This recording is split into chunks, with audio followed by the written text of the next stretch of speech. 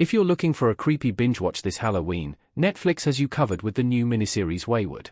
Some shows are pretty easy to follow, offering definitive conclusions to their story after a single season.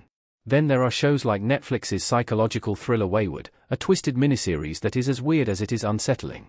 By the time Wayward's ending rolls around, it would be impressive if even the most eagle-eyed viewer didn't need at least some of the show's twists and turns broken down for them. Despite this, the series starts out with a straightforward setup. Series creator Mae Martin stars as Alex, a police officer who moves to Tall Pines with his wife. Searching for a fresh start, Alex seems to have landed in the perfect location by finding Tall Pines. Sure, Wayward's town does resemble Twin Peaks thanks to its stunning scenery and quirky locals, but the oddballs that make up the town's populace seem relatively harmless. That is, until Alex learns about the town's behavioral correction center. Wayward is a creepy thriller with horror elements. Netflix. Wayward's horror elements come to the fore with the introduction of Toni Collette's seemingly normal villain, the proprietor of a local behavioral correction center for troubled youths. If that sounds like a lot of euphemisms, that is because it is. In reality, Colette's camp appears to be a cult bent on brainwashing rebellious teens. Or maybe it isn't, and the creepy elements of the camp are imagined in whole or in part by Alex, or the troubled runaway he tries to save. The show's first season never clarifies exactly what is and is not real, meaning Wayward Season 2 will have an awful lot of explaining to do if it receives the green light. For some viewers, the lack of explanation that is provided for Wayward's many mysteries might be frustrating. However, given the timing of the show's release, it seems like Martin and Netflix might have known just how to capitalize on the show's tricky blend of tones and genres. A Halloween arrival seems perfectly fitting for such a strange, unsettling thriller. Wayward has plenty of satirical moments, and the show's sharp wit is no surprise considering Martin's background as a comedian. However, like summer's sleeper hit horror movie Weapons, this suburban horror story isn't entirely comedic. Wayward's scary scenes are played straight, and its hallucinogenic horror sequences owe a debt to the scariest moments of Twin Peaks. Wayward's brief runtime makes it a perfect Halloween binge watch.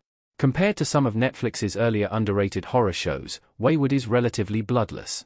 However, the show doesn't need gore to make for a perfect Halloween binge watch. Its themes of conformity and authoritarian control call to mind the work of Shirley Jackson and Ira Levin, particularly the latter's seminal novel The Stepford Wives.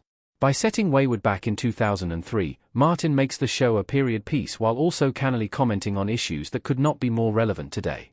Fortunately, Wayward's twisty, propulsive plot means the show is more than a soapbox horror.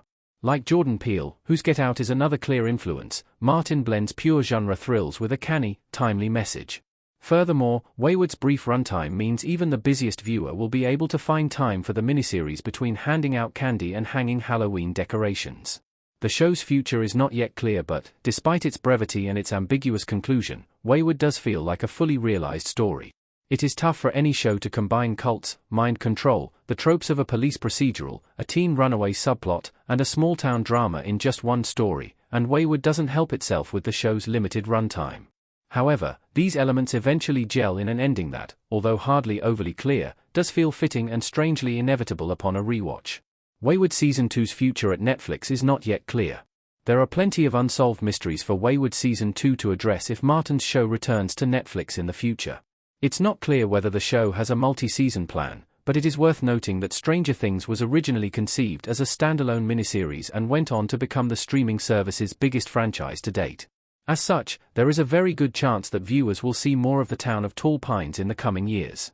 Martin's savvy satire blends well with the show's surreal, unpredictable tone, while Wayward also provides straightforward genre thrills for viewers who are more interested in turning off their brains and simply being unsettled by a weird thriller.